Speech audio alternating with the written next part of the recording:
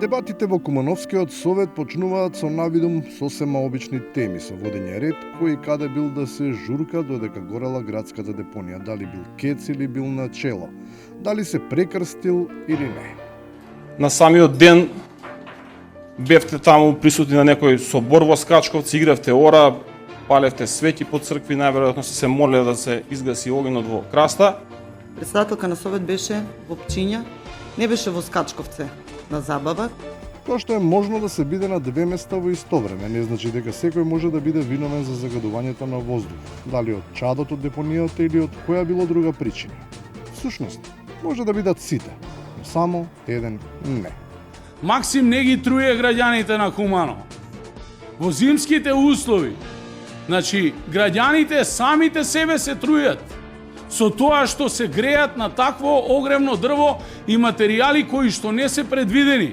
Во Тромеѓа за среќа нема вакви еколошки терористи, па избраните фирми и надзорните органи решиле навистина да ги изненадат со капитална инвестиција. Може би таа вода не е баш за капење, ама кој не би уживал во благодетите од новите канализациони водотеци, кои креираат вештачка акумулација. Таму имаме едно езеро, една река од фекалии, која што се излева во плодно обработливо земјиште. Дел од тие таму засадени култури утре може да се најдат и на вашата трпеза. Тоа е таа предност што имаат мештаните, ретка и единствена можност да бидат уникатни и препознаени на светската мапа. Приказната за нивниот напреден кумановски агротуризам и за посебниот вкус на органската храна ќе се раскажува насекаде. Битно е во овој момент, драги мои колеги советници, дека ние сме единствен народ на Балкан кој преку земјоделските производи си го јаде сопствениот измет. Сите се засегнати и затекнати, но локалните власти не сакаат ништо од тоа да се политизира. И навистина, каква врска има загадувањето на воздухот, па и на почвата поради катастрофалната изведба на една канализацијска цевка со политиката? Дечко, водиш политика. Овдека сме советници, не сме дечковци. Барате култура, барате соодветен третман, а ми се обраќате со дечко. А на вистина не се сеќавам дали сум направил лапсус со дечко.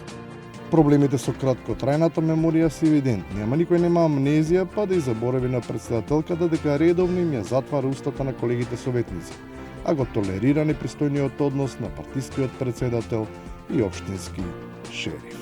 Молчите, не смеете да писнете. Не, ама, шефе. А шефе, дали јас пелам или не, тоа е мој проблем. Не е ваш. И на крајот, сепак нивниот проблем во Тромеѓа може да стане и наш. Да и да ја збогати домашната кујна.